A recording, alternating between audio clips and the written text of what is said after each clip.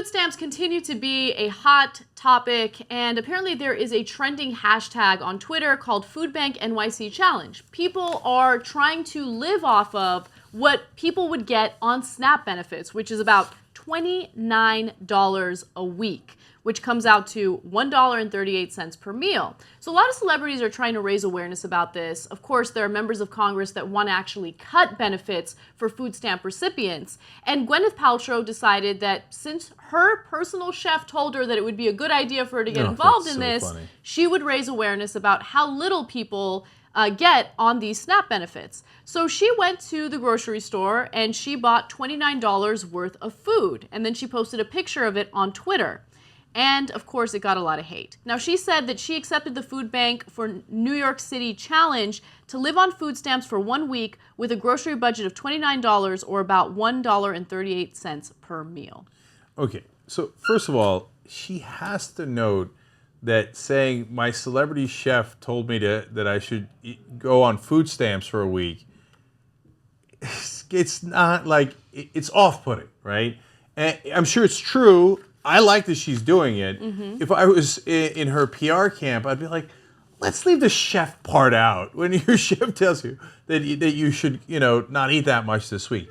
And I wonder if her celebrity chef cooked up the $29 in food.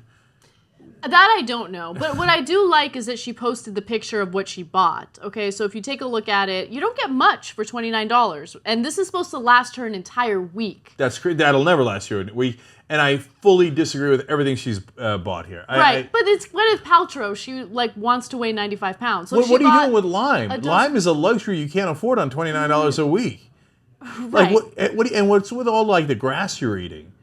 So it's Gwyneth Paltrow, Jake. She has a website called Goop where all she talks about is eating rabbit food and being incredibly healthy and nutritious.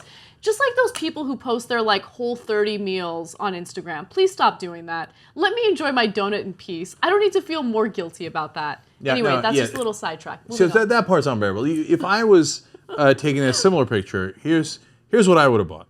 Honestly, almost exclusively Nutty bars? No, no. I have a little bit more sense of that. Although they're an excellent value because they actually don't cost very much. So maybe I might have done that, and that'd be your dessert for the whole week for $1.69 or something, right? Smart. See, so actually I reverse it. I would buy Nutty bars. I would. The only thing I share with her is the eggs. Yeah, you have to buy the eggs. They're good value. That you get a lot of meals out of the eggs. It's good protein. Delicious and nutritious. Right, But outside of that, almost purely mac and cheese and cereal. I know, Jank, but here's the thing. I think this is a really good experiment for someone like Gwyneth Paltrow to do because it shows you that you can't have nutritious, healthy food with that kind of budget, right? So, although it's ironic here is because she's showing healthy food, I know, which most people would not get this because it'd be hard because they don't eat rabbit food. That's exact. Not only do they not eat rabbit food, if they wanted to, they wouldn't be able to buy enough food to last an entire week. This is not enough food to last a week. Yeah, it's just simply not. By the way, I'm not kidding. The reason I'd buy the cereal is because for about $4 or $5, you're going to get a ton of meals out of that. I mean, you got to pay the milk price as well, but I know it because I was dirt poor for a long, long time.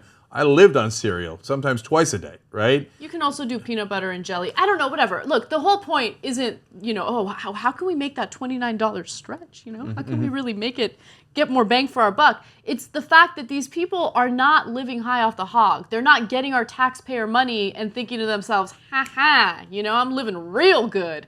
I'm going to Gelson's and Whole Foods. No, they're struggling. Okay, so let's get to the criticism part because that's the actual story here. So Gwyneth Paltrow does this and she posts about it on Twitter and of course people are outraged by it. Let me give you some of the criticism.